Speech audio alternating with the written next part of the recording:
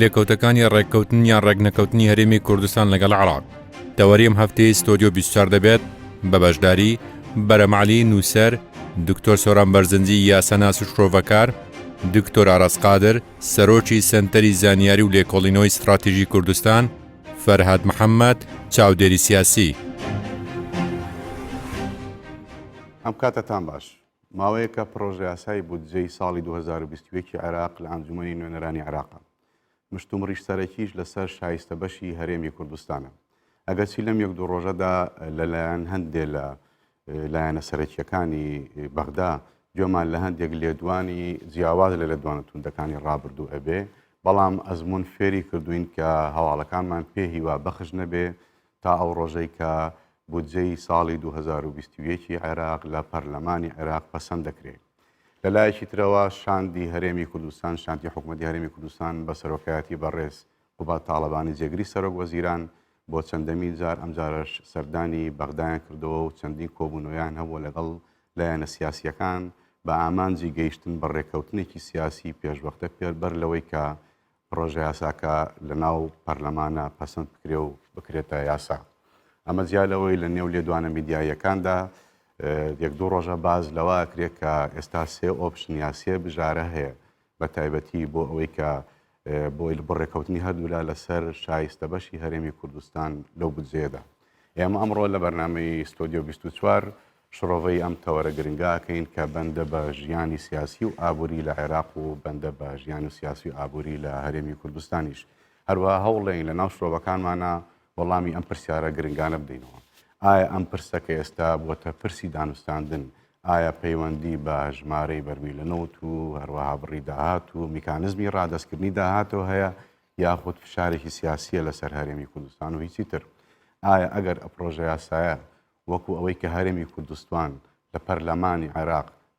ئەخوازێت پەسەندکرا، ئایا لێکەوتە ئەرێنیەکانی لەسەر ئایندەی پەیوەندیەکانی هەردوو لە هەروەها لەسەر ئایندەی ئابووری عێراق و هەرێمی کوردستان چیە بێ و لێکەوتە ئەرێنیەکانی لەسەر بودجەی هەرێمی کوردستان کە ماوەیە کە حکوومەتی هەرێم خەریکەتی لەوێ چی ئەبێ؟ وایە ئەگەر پێچەوانەکەی ڕوویدا ئەگەر ئەو پرۆژە یاسایە بەو شێوەیە پەسەند نەکرا کە هەرێمی کوردستان ئەخوازێ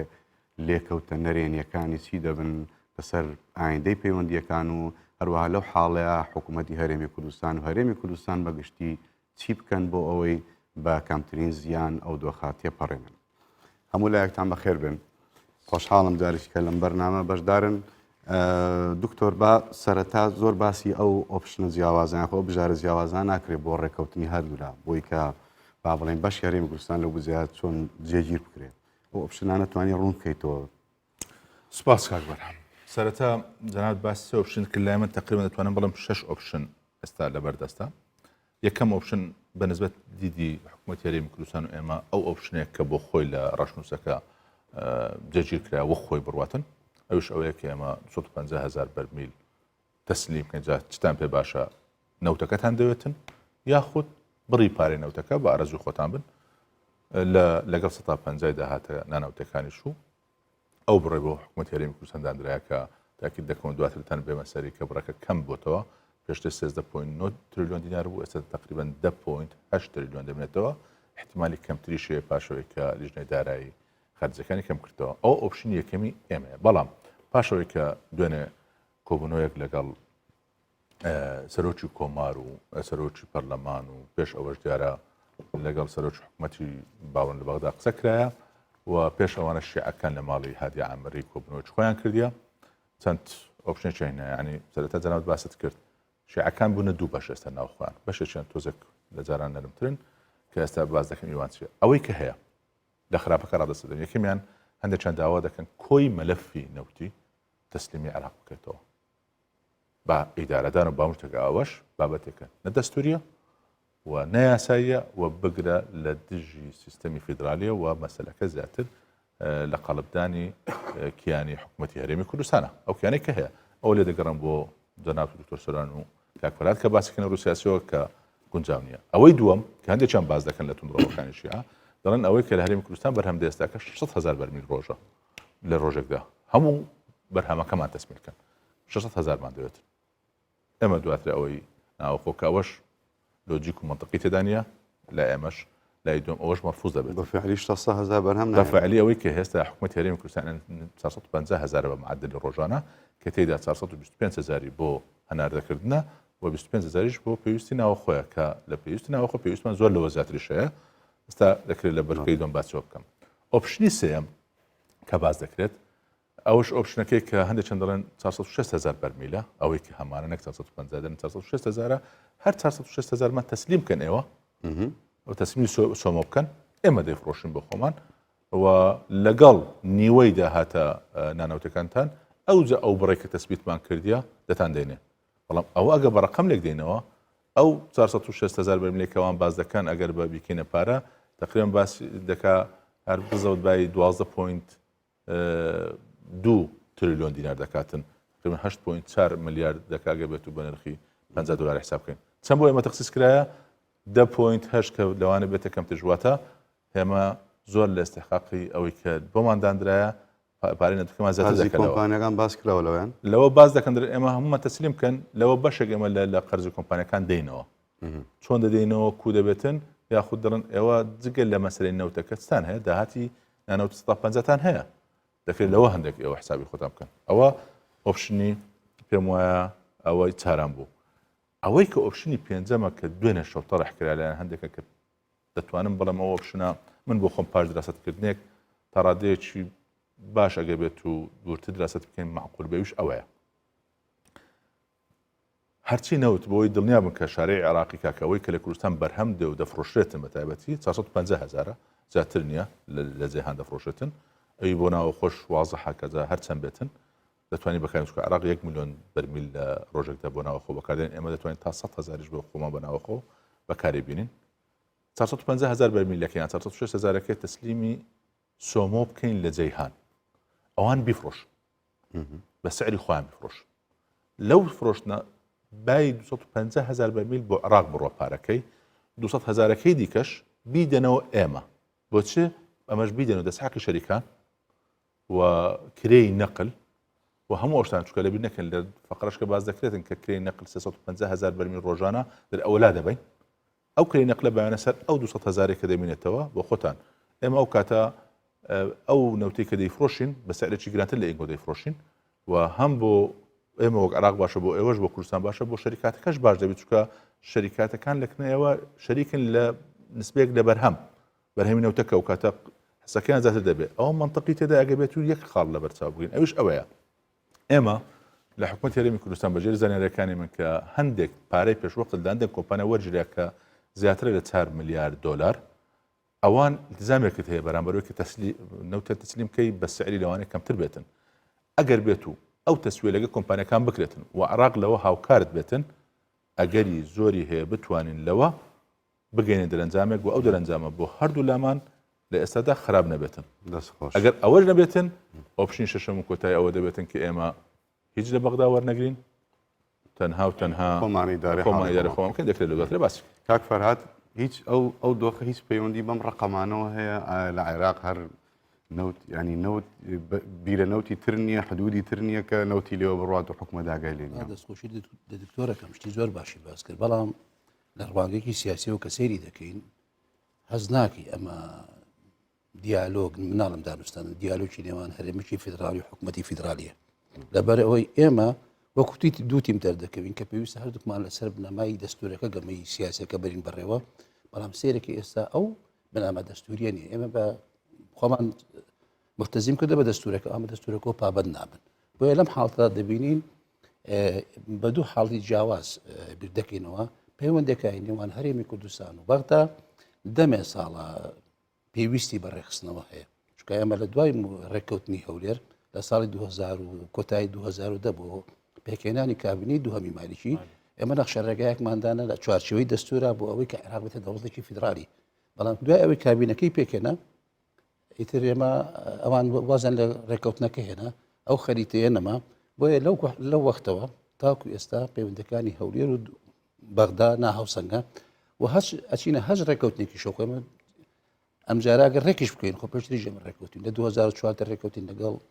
حیدەر عیبادی کۆتایی 2014 لەسەر هەمان ئەوەی کە ئێستا باز دەکرێت 250,000 بەرمیلەوە بدەین بەهاکەی بدەین داهاتەکەی بدەین لەگەڵ عادل عەبدولمادی ڕێککەوتین بەڵام باش فترەیەکی کەم بینیان نەکرد ینی ئەوان ئیتیزامیان پێوە نەکرد بۆیە بەڕاستی من حەزم لێ بوو گەشتبین بوومایە بەڵام بە شێوەیەکی گشتی لە ڕووی سیاسیەوە من ناتوانم بڵێم کە ڕێککەوتنی تر هەمومانگە بوو جەدێ بۆ کوردستان و پیاوی پێناگیرێ هەر بۆ ئەمە بەستراژ ئەگەر سیر بکەین ئێستا لە عێراقا حکومەتی عێراق بەڕاستی شتێکی ڕووکەشیە حکومەتی دەوڵەتی قوڵ لە ناو پەرلەمانەیە دەوڵەتی قوڵ ئەو کوت لە سیاسیانن کە ئێستا هەبێ بچین قسەیان لەگەڵا بکەین تەماشا دەکەی خۆی ئەمە لەگەڵ حکومەتی عێراق ڕێککەوتوین ڕەشنووش ئەوەی کە ڕازیشین ئەوەی کە ڕێککەوتوین لەسەری لە پەرلەمانە دەنگی لەسەر بدرێت بەڵام ئەوەی لە پەرلەمان دەکرێت دەوڵەتە قوڵەکەیە ئەو دەوڵەتە قوڵەت تەحکوم بە سیاسەتی عێراقیەوە دەکات لەم حاڵەتەشدا بەڕاستی ئەم هەنگاوانەی حکومەتی هەرێمی کوردستان جێگای دڵخۆشیە بە تایبەتی لە مەسەلەی بودجە کە هەوڵەدا بە دوو ئۆپشنی جیاواز تەعاملی لەگەڵا بکە ئۆپشنێکیان ئەگەر ئەو ڕێککەوتنە جێبەجێکرا ئۆپشنێکیان ئەگەر نەهات خۆمان چۆن تەعامل دەکەین بە بڕوای من ئێستا کاتی ئەوەیە کە ئێمە بە دوای ئۆپشنێک بگەڕین کە چۆن نتوانین پشت بە خۆمان بەستین چونکە لەم حاڵەتەی ئێستادا بزەبت وەکو کشانەوەی سەدام حوسێنم دێتە بەرچاو لە ساڵی 1991 کە ناچاری کردین بیر لە دیفاکتۆیشتر بکەینەوە بیر لە ئەمری واقعیشتر بکەینەوە بۆیە ئێستا ئەمەی کە ئێستا هەیە لایەنە شیعەکان بە هیچ شێوەیەک ینی ئومێدی ئەوانە ناکرێت کە بتوانن لە پرۆسی سیاسی عێراق پارێزن کە ئێستا پرۆسی سیاسی عێراق بەرەو حاڵەتی ئینهیار دەڕوە لەم هەفتەی ڕابردوو من جۆم لە کۆمەڵێک سیاست بەدار بووە کورد و عەرەب و سوننە و شیعە ڕاپۆرتە ئابوووریەکانیش هەر باسیەوە دەکەن کە پرۆسی سیاسی لە عێراق بەرەو ئینهیار دەچێت لەمەش زیاتر بەرەو شەڕی ناوخۆینەوەی حیزب سیاسیەکان دەستخۆش دکتۆر وەڵاهی من ئەوەی کە تێبینیەکەم ئەوەی کە مامۆستا فەرهاد وتی خاڵێکی دقیقە لەوەی کە شێوازی گفتوگۆ و شێوازی دانوستاندن و ئەوانە لە نێوان هەرێمێکی فیدراڵ و حکوومەتی فیدراڵیا مەفروزە لەسەر ئەساسێک بێ کە ئەساسێکی جێگیر بێەوە ئەستن پێویست بەم جۆرە گفتوگویانە ناکە ئەگەر ئێمە باس لە سیستەمێکی فیدراڵی بکەین بەڵام گرفتەکە لە عێراقا ئەوەیە کە ئێستا سیستەمی فیدراڵی لە عێراقا هەر وەک چۆن بەرجەستە نەبوو بە کەم و کوڕی و بە شەلەلی هەر لەدایک بۆ ئەوانە ئێستا ئەوە ئیتر بەرەو کاڵبوونەوەیەکی تەواو و خەریکە بەرەو نەمانێکی کۆتایی شەچێ بەڕاستی ئێستا بەس تەنها لە هەندێک مخاتەباتی ڕسمی و ئەوانەیان نەبێ هیچ سیمایەکی فیدراڵی بە سیستەمی عێراقەوە نابێنێت جا کە ئەمەش نەبوو بەڕاستی تۆ تووشی ئەوە ئەبی کە مامەڵەیەکی ئەمری واقعانە بکەی لەوەی کە بۆ هەموو پرسێک پێویست بە گفتوگۆ بێت دەناخۆ ئەگەر ئێمە تەنها ئەو بنەما دەستوریانەی کە کاتی خۆی ڕێکەوتنی لەسەر کراوە نەخشەی سیاسی و دەستوری عێراقی لەسەر داڕژراوەتەوە جێبەجێ بکرا لانی کەمیشی جێبەجێ بکرا پێویستی بەوە نەبوو کە ئێمە بۆ نمونە بگەڕێینەوە هەموو ساڵێک ئەم سیناریوانە دووبارە بێتەوە و تاقەیەکی زۆری سیاسی و مەسلەی پشک و ئەوانەی بودجەی نیشتیمانی بکرێتە کارتی فشار و ئەوانەوە تەصفەی حسابات بۆیە ئەوەی کە ئێستا گوزارێ پێچەوانەی هەموو لۆجیکێکی یاسایی و دەستوریە و پێچەوانەی هەموو لۆجیکێکی دارایی و ئابووریشە تەنانەت ئەگەر لە بەرچاومان بێ و پێچەوانەی یاسایە و پێچەوانەی لۆجیکی سیاسیشە بۆچی بە کورتی من ئەمانە شیەکەمەوە گەر ئێمە بێت و بە پێوەرە دەستوریەکان سەیریەکەین کە من خۆم بۆ خۆم قەنەعاتم پێی نەماوە بەداخەوە لەبەرەوە ئێمە دەستورێک هەیە لە عێراقا لە ساڵی 2005 پەسەند کراوە بەڵام بە فعلی تعتیل کراوە و ئێستا دەستورێکەکە لە کار خراوە و پابندبن پێوەینێ ئەگەرنا لە دەستورا دیاری کردووە کە هەرێمەکان و ئەو پارێزگایانەی کە لە هەرێما ڕێک نەخراون پشکی خۆیان لە ناو بودجەی فیدراڵیا هەیە و ساڵانە ئەبێت جێگیر بکرێ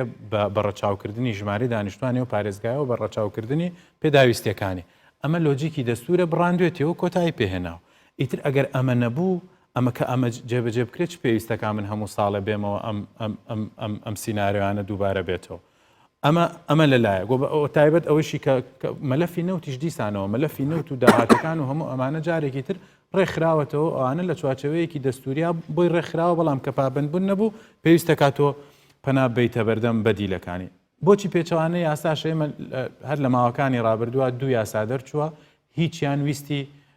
کوردستانی تێدا ڕەچاو نەکراوە کە ئەوان چوارچێوەیەکی یاساییان دیسانەوە بۆ جارێکی تر بۆ ئیدارەدانی دارایی لە عێراقا ڕێخستووە یەکێکیان قانونی ساڵی 2019 ئیدارەی مالی ئیتیحادیە کە بەبێ کورد دەرکراوەوە ئەوەی دووەمیشیان کە بەم دوایە بوو بە بیدعەیەکی سیاسی و قانونی بوو بەڵام بۆتە سابقەیەکی قانونی مەسلەی یاسای پڕکردنەوەی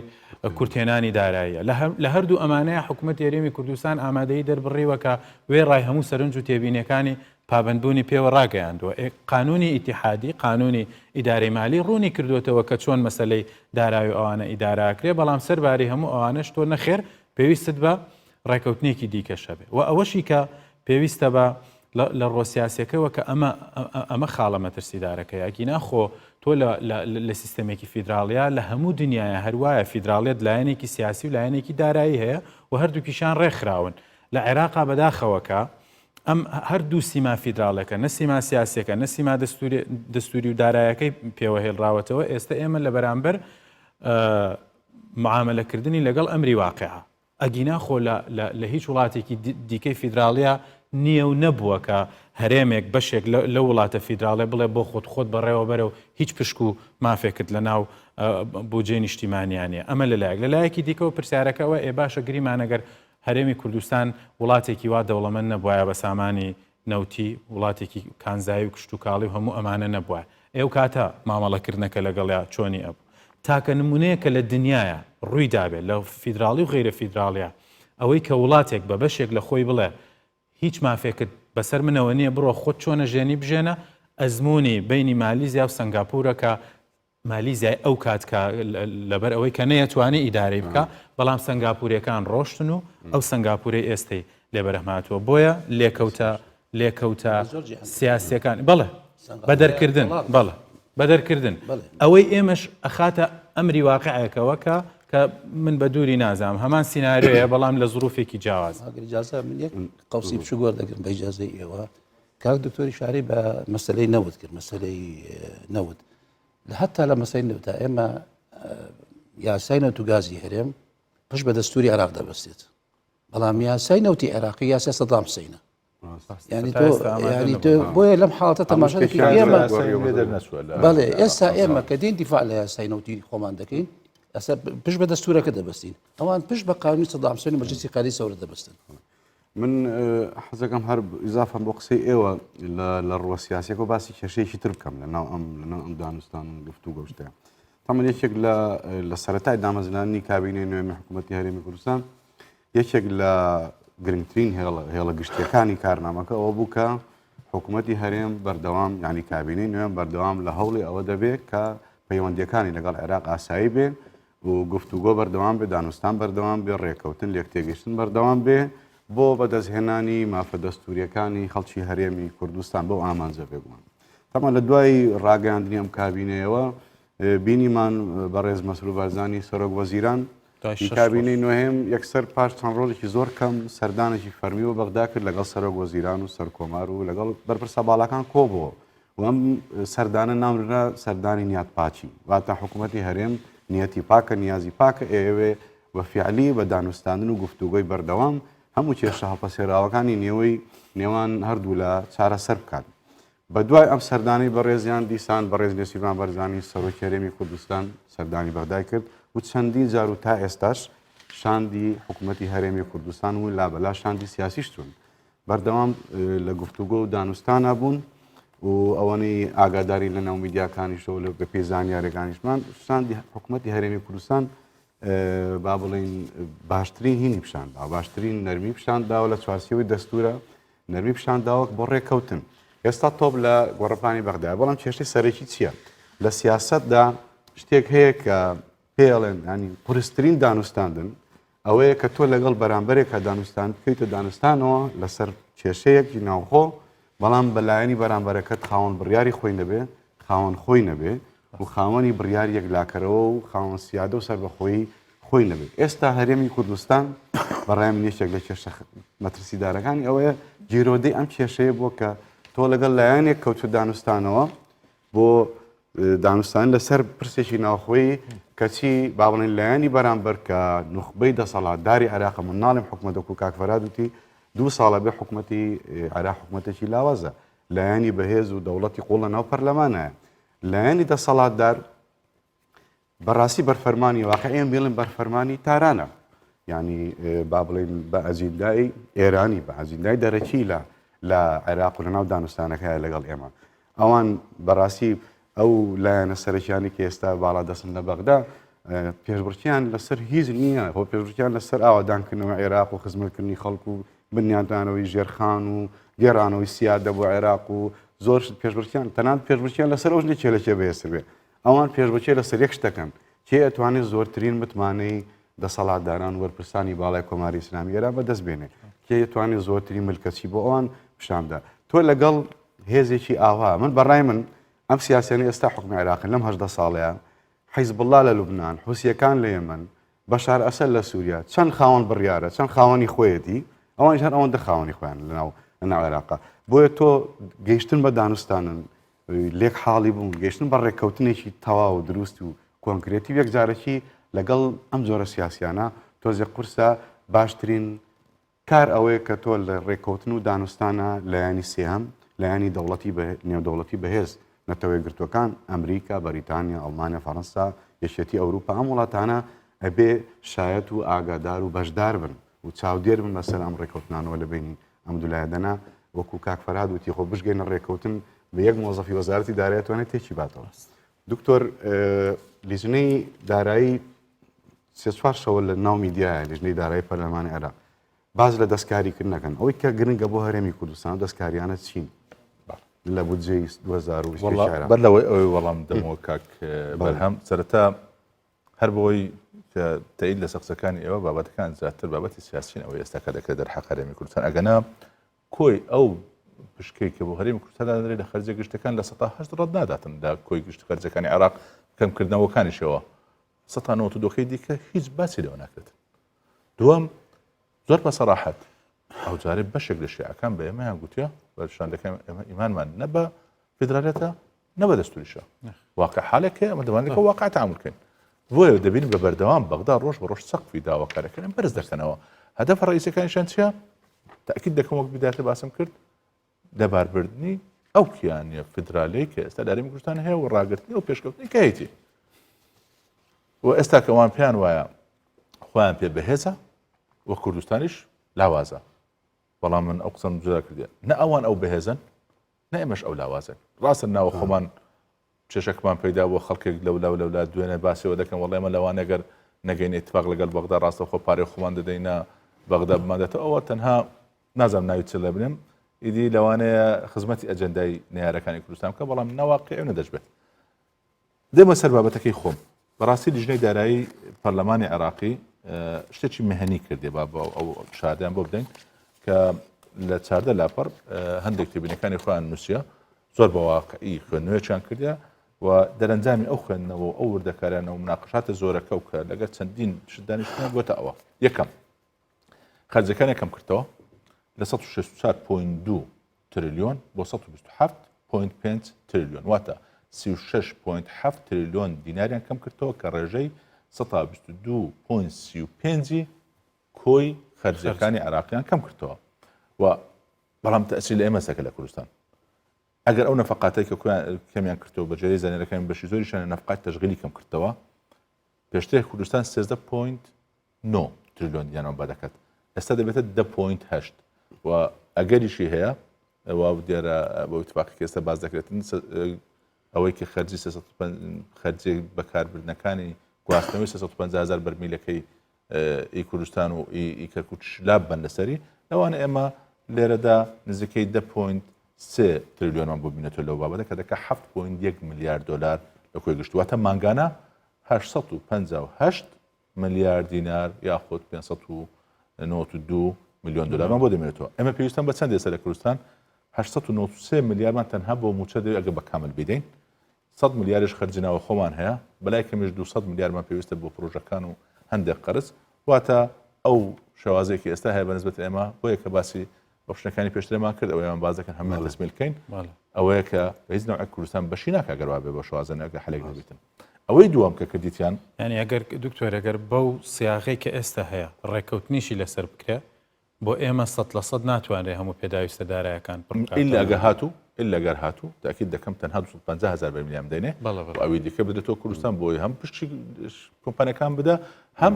بەشێکی بەکاربێنین لە پاڵ 150 داهاتە نانەوتەکانی کە بتوانێت تەختی ئەوانە بکە قابڵاندنی نرخی نەوتیشیان ئەوەی دوم دێنە بەسەر ئێستاکە تامان لێرە شتێک فەقەرە هەیە ئەگەر بێت و بەوردی تەماشێکن وەک ژمارە حساب بکەین بەس تەنها وەک مەبلەغ ئەوەی کە ئێستا بەغدا ئامادەبی دەدات تو طبعا ئێمە داهاتە نانەوتەکانمان و بڕی نەوتەکەی خۆمان کە ئەگەر 150,000 بیتن زیاتر لە 5 تریلیۆن دینارە واتە ئەوان چەندە دەنەوە بەفعلی تەنها 5 تریلیۆن دەداتێ دەبیر نەکەن توەیەکە من دەڵێم یعنی 5 تریلیۆنی فعلی دەداتێ ئەو 5 تریلیۆنەوە کە مجارە باز دەکرێت ئەگەر بێت و تەنها نەفەقاتی وەقفی با بڵێن شیعی لەگەڵ حەجی شعبی کۆکێەوە دەکا زیاتر لە ئەوەی کە بۆ ئەوان بەفعلی دێنە کوردستان هەر بۆ ڕقم بۆ بەرچاوی ئەوەی دووەم چیان کردی لێرەدا با بڵێن لە ئەوەی کە زیادکردنی نرخی نەوت بووە لە 42 دلار بۆ 45 دلار واتە داهاتیان زیاد کردیە من پێم وابوو ئێستاش پێشنیاز دەکەم و ئەوە چێە کە بکرێتە 50 دلار نرخی نەوت چونکە پێشبینەکان ئەوەیە کە تا ناوەڕاستی ساڵ تا 65 دلار جێگیر بێ بەڵام ئەوەی کە کردیتەن کە دەڵێن بەو شێوازە کە لە هەر بەرمیلێک 3 دلاریان زیاد کردیە واتە لە ساڵێکدا 3.5 ملیار دلار داهاتی عێراق زاد و کە دەکات 5.2 تریلیۆن دینار واتە ئەوەی کە پێشترێ کە لە 93 تریلیۆن بوو داهاتەکە کەتەنە 98 تریلیۆن ئەمن پێم باکە بیکەنە 50 ئەو کاتە 12 تریلیۆن پێشزاد دەبێتن واتە ئەو ئەجزێکی ئێستا ئەوان دایانایە مخەتەت پێشترێ 71 تریلیۆن بوو ئێستا 29 تریلیۆن مایە ئەگەر نرخینەوت بکەنە 50 تەنها 17 تریلیۆن دەبینێتن و ئەو 17 تریلیۆنەش دەکرێتن تۆزێشکوا بکرێتن ئینفاقی فعلی حساب دەکەن هەموو جارێوان کە 1970 تقریبا لە 2019 دەتوانین بڵێن عێراق ئەو کاتە لە ڕووی داراییەوە بە موازنەیەکی سفری دەرەچێت لە کۆتاییدا بەڵام ئەوە ئێدی زین چۆن دەکەن لە کۆتایی قسەکانی ڕابردوود باسی ئەو ڕۆژەی ینی عێراق بەڕۆی شوێڕەوە لە ڕووی سیاسی وینەوە خۆش پێ خۆشە باسیکەی گرنگ ئەوەش هەر گرنگە و خاڵەش ئەگەر زۆرتر لە سەری بڕۆین سەرەتا کاک دکتۆری شارەتی بە نەفقاتی کوردستان کە تقریبا ناماوێ هەموو یەکاتە تریلیۆنێک و شتێک لەمایەکە کە پێویستیمان کە ئەگەر ئەو بمانەوێت ئەو ڕۆکە لەمە تقریبا فەرمووی لە 150 خۆمانە جارێ خۆی ئەوایە ئەوان سوپاسمان بکەن کە ئێمە هاتوین هەوڵێکمان داوە بۆی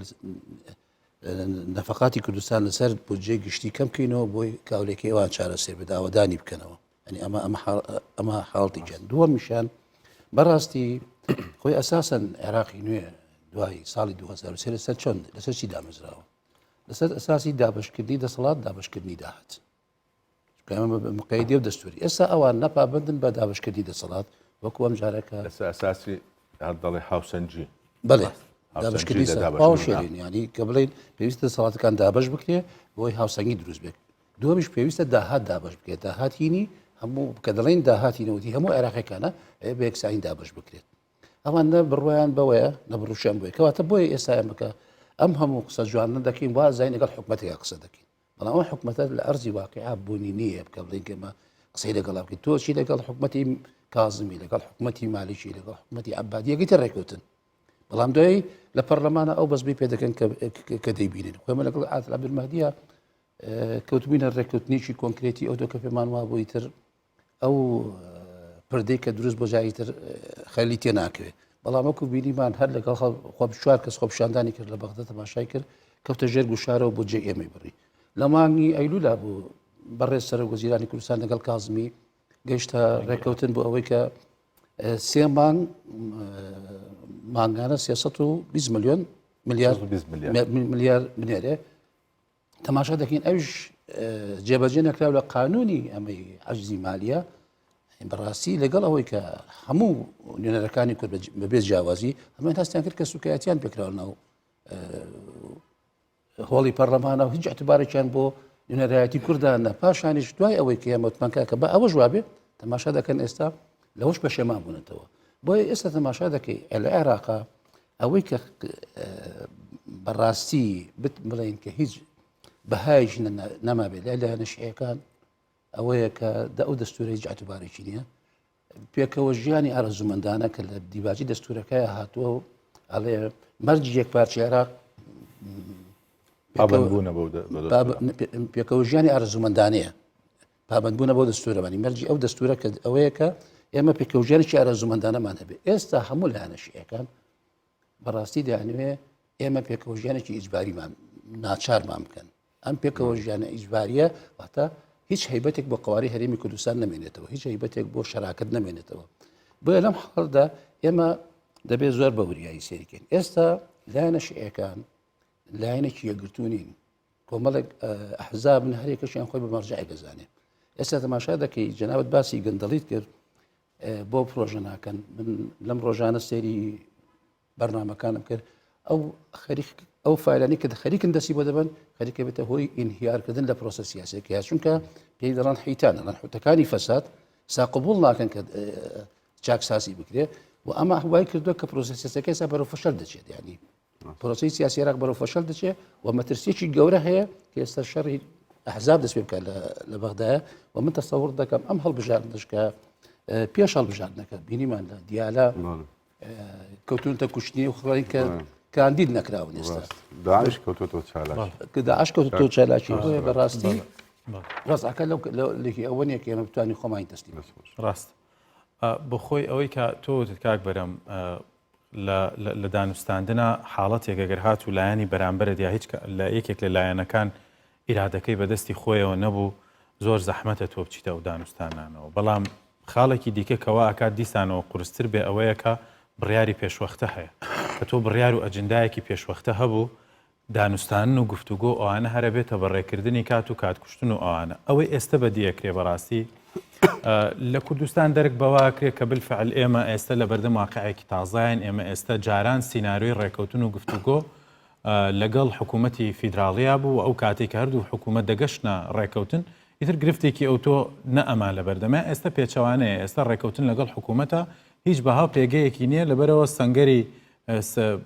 پەرلەمانی عێراق لە جیاوازە لە سەنگەری حکوومەتی عێراق و لە ناو پەرلەمانی شاوە دەبینین چەندین ڕۆژە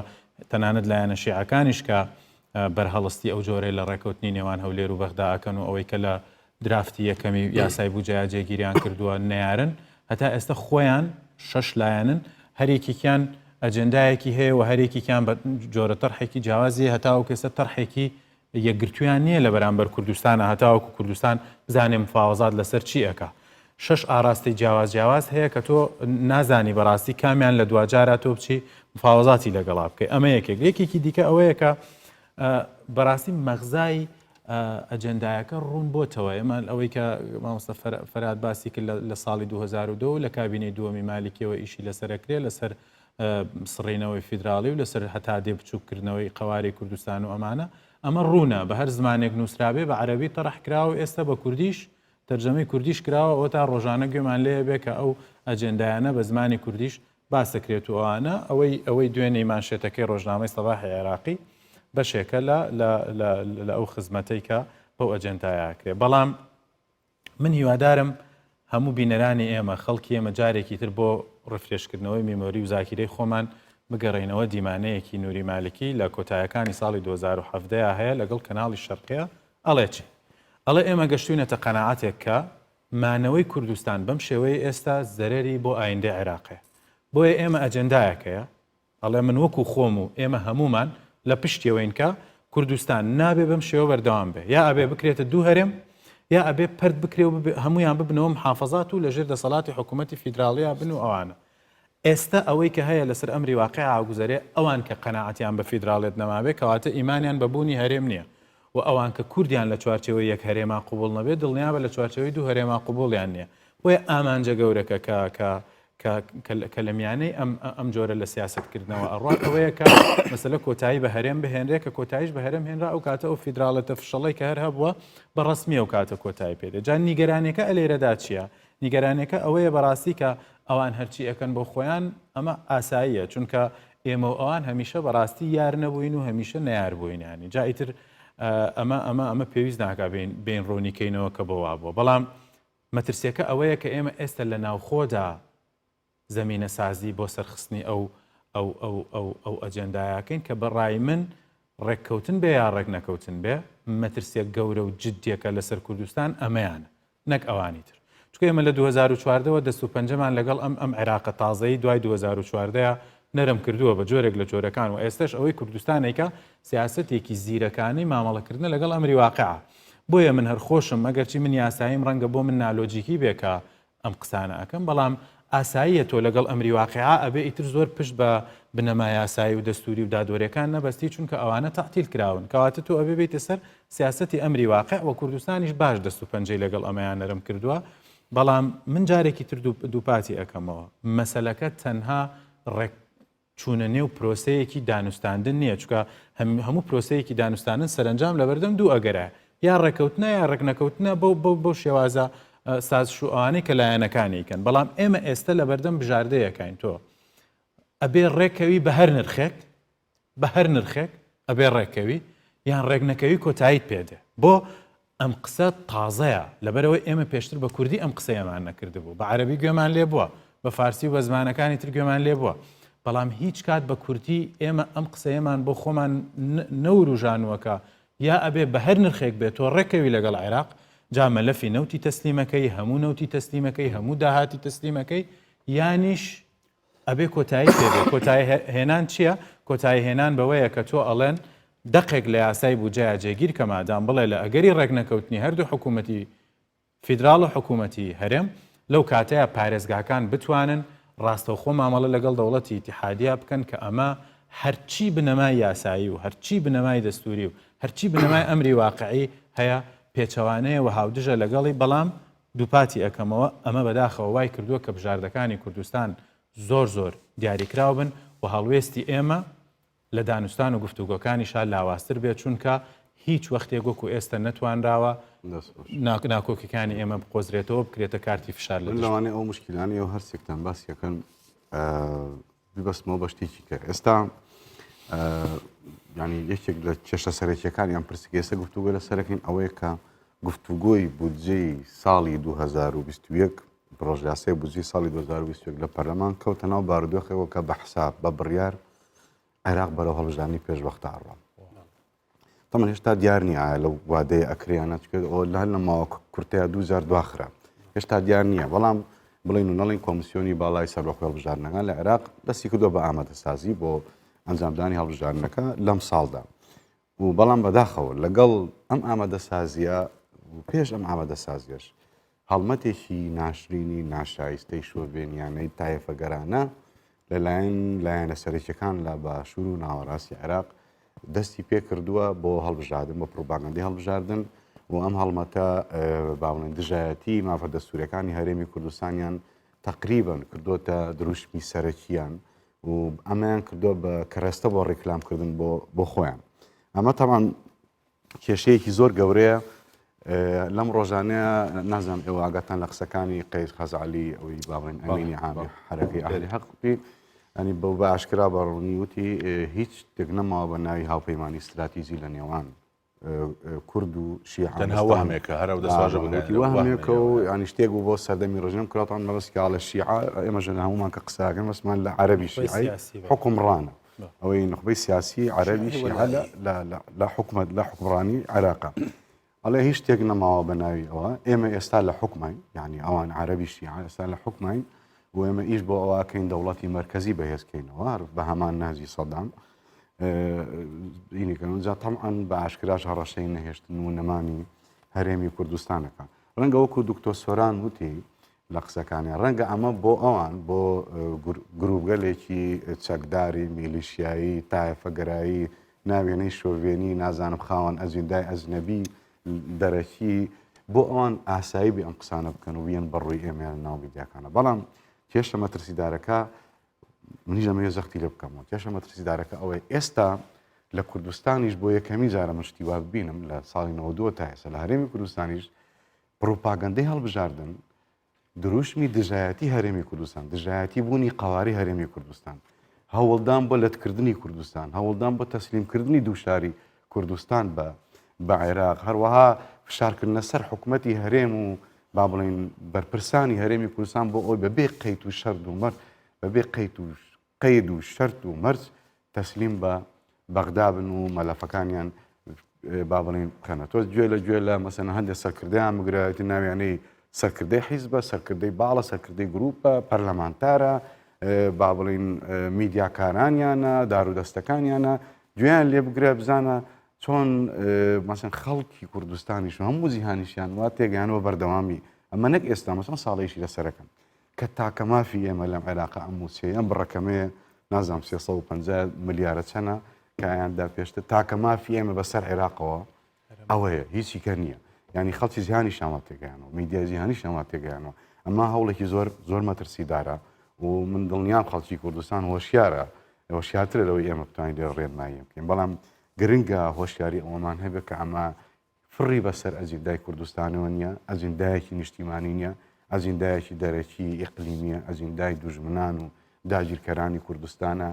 ئەم ئەجیندای تەسلیم بوونەوە بەغدا ئەجیندای لەتکردنی کوردستان ئەجیندای نازان و چوونەوە باوەشی بەغدا بەبێ هیچ مەرجێک ئەمانە ئەجیندای خارجی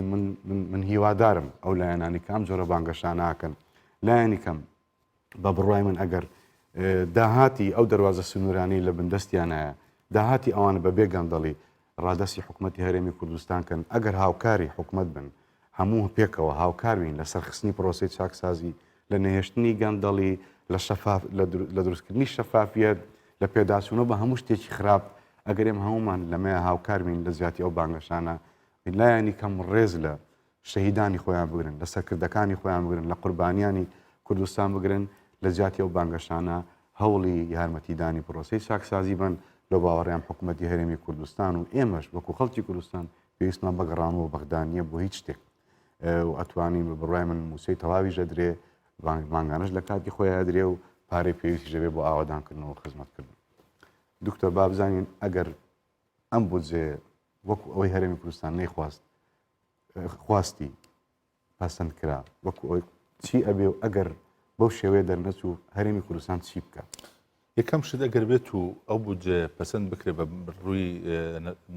مەبلەغەوە ئەوەی کە ئەندرا جگەلەوە یەک دوو چێشەی هەیە دەمێت ئاماژە پێ بکەم کە گرنگە بۆ نوێرانی ئێمە لە بەغدا لە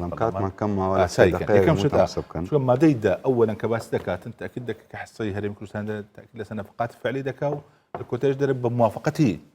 ڕئیسی مەجلیس وزەرای بەغدا ینی هەردوو بەرگا هەوڵ بدرێت هەرچنە بێ ئەوەی بە موافقەتی ڕئیسی مەجلیس وزەرای بۆچی تێزارەچکە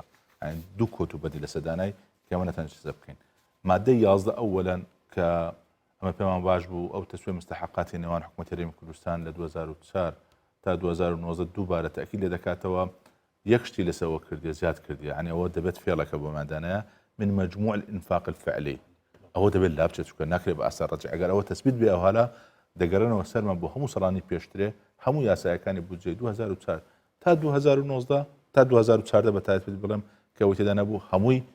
بەڕاسەر ڕەجیعوە لە دێتن پرۆژێمە هەرچەند پارەش بێتن و نیشانە کە ئێمە هێشتا قەرزاری بەغداینە چکەوان پارە خۆیان تا ئینفاق نەکردیە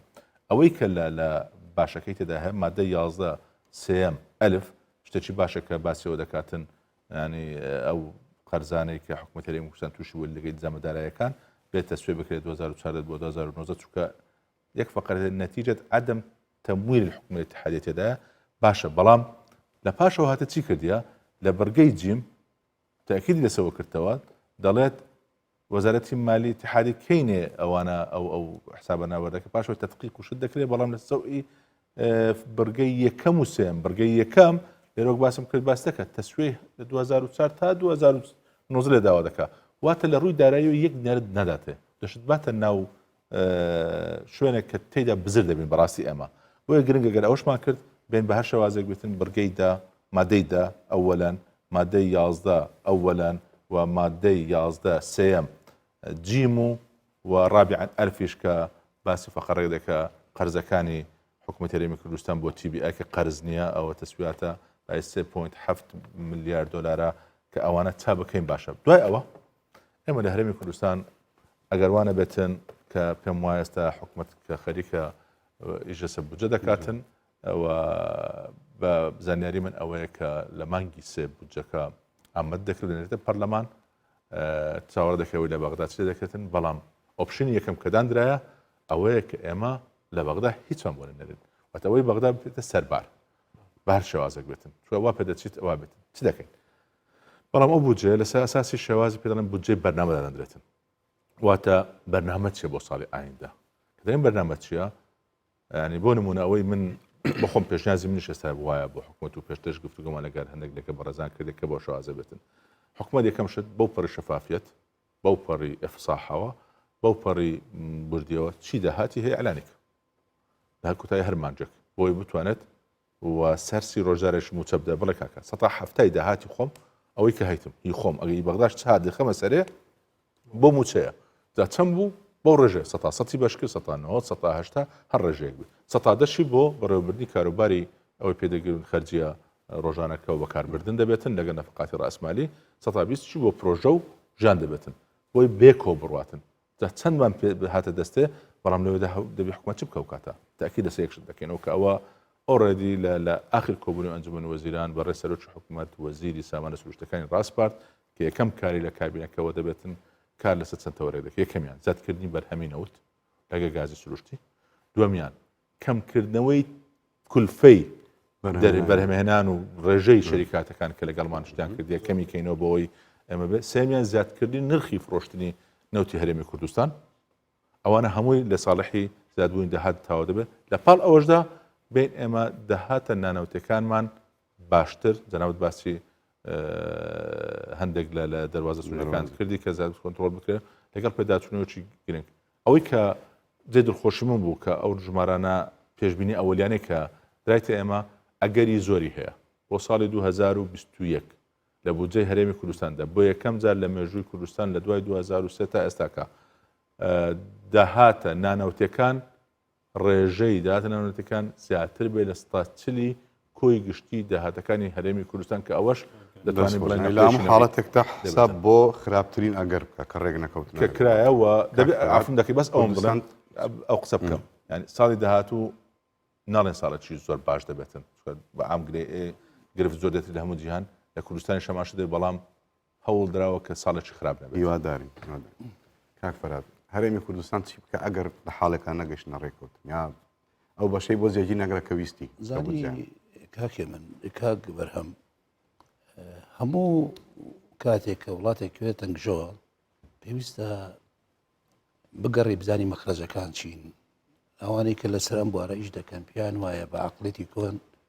مامڕە لەگەڵ کێشەی تازە ناکرێت کێشەی تازە پێویستی بە عقلێتی تازە هەیە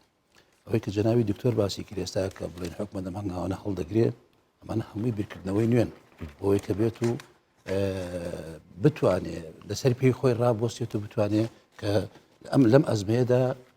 کوردستان بگێتە کنارێکی ئارام و خەڕەشە لەسەر قوارەکە دوور بخاتەوە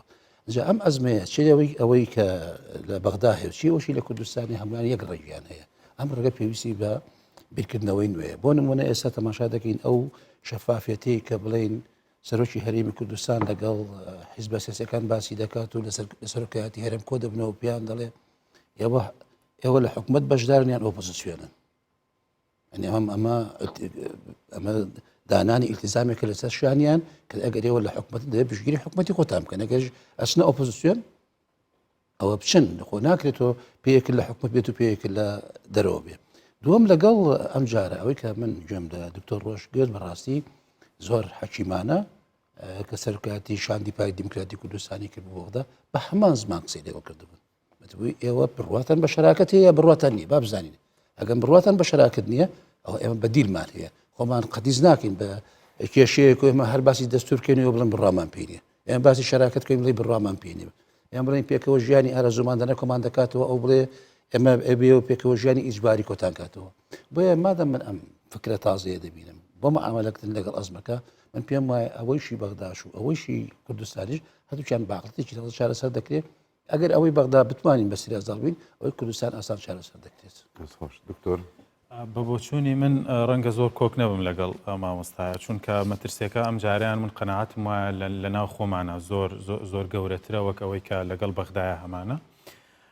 لەبەرەوە لە هەردوو ئەگەرەکە ئێمە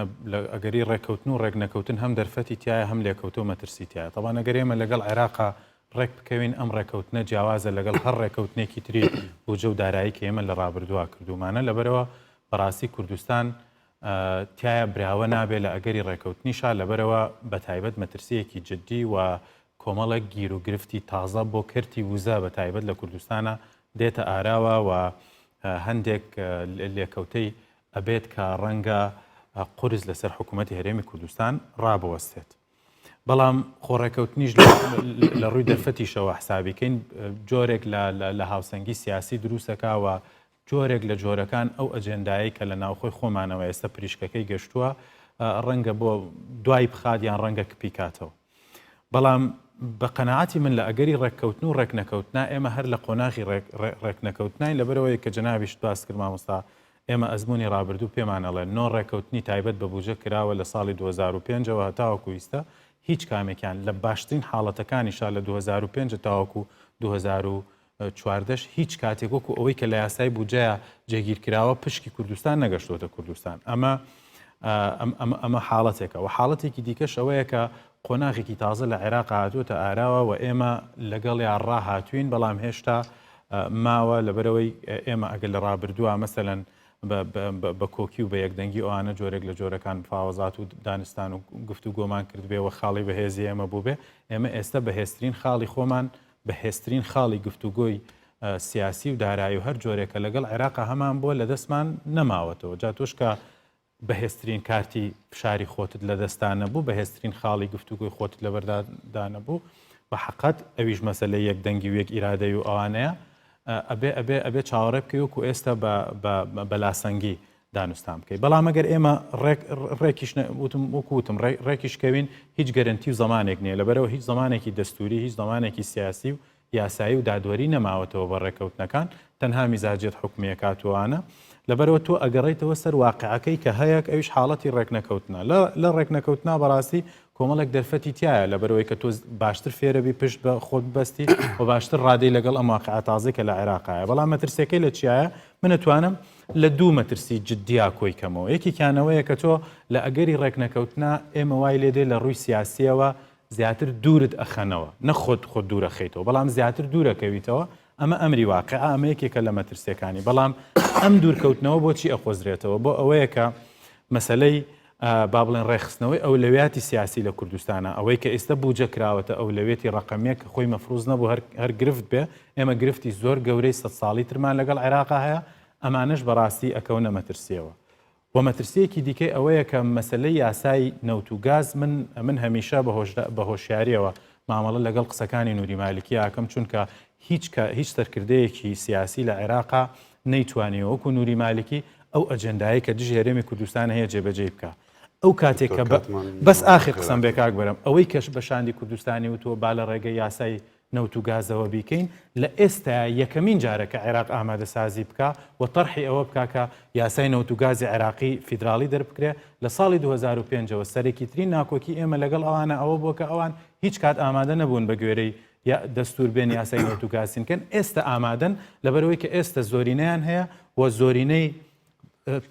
تاقیشیان کردوتەوە سەیرەکەن بۆ شانەچێتە سەر بۆی مەترسیە گەورەکەی من ئەوەیە لاگەری ڕێکنەکەوتنا ئەوان زەفەر بەرن و یاسای نەوت و گازی فیدراڵی بە زۆرینە تێپەڕن. زۆر سپاس بۆ بەشداری تاموو بن کاتمان نەما سپاس بۆ ئەو گفتوگۆ نەرم و جوان و پڕ زانیاریە بەڕێزان لەبەرەوەی کە لەم چەند ڕۆژدا جۆمان لە هەندێک وتاری زۆر تند بوو دژ بە هەرێمی کوردستان لایەن سیاسیە عەرەبە شیعەکانی بەغداوە من ناچارم بڵێم کە مێژوێکی دوور و درێژە نەهاوسەنجێکی گەورە لەم ناوچەی ئێمەیە هەیە و ئەم نەهاوسەنجیە نە ئارامێکی گەورەی دروست کردووە نەهاوسەنجەکە لێەوە سەری هەڵاوەکە خاکی کوردستانی مەزن بەسە 4 دەوڵەتا دابەشکراوە کە ئێستا خۆی حەشیمەتەکەی خۆی لە نزیکەی 5 ملیۆن کەسەدا بەسە 4 دەوڵەتا دابەشکراوە لە نێو ئەم ناوچەیە سێنەتەوەی سەردەست تورک فارس عەرەب هەرسێکیان خاوەن چەندین دەوڵەتن خاوەنی هێزن خاوەنی ئابوورین خاوەنی هاوڵاتی و کیانی خۆیانن نەتەوەی چوارم کە کووردە خاوەن نەک هەر خاوەنی دەوڵەت نییە بەڵکو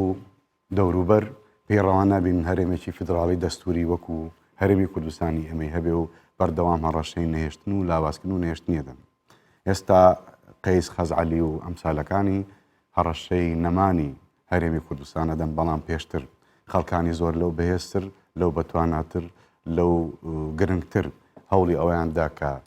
کوردستان نهێڵن کورد نهێڵن خەونەکەیان لەگەڵ خۆیان ناخستە گۆڕەوە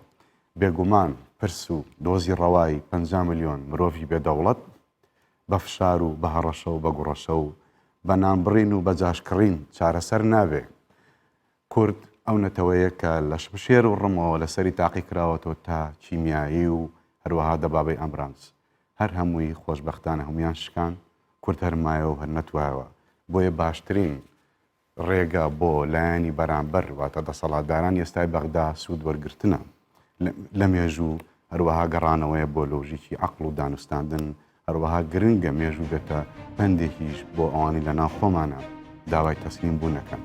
تا ئەڵقەیەکی تر ئێوە شاد و بەختەوەر بن لەسەر ڕێی ڕاست و ڕۆشن بن خواتان لەگەڵ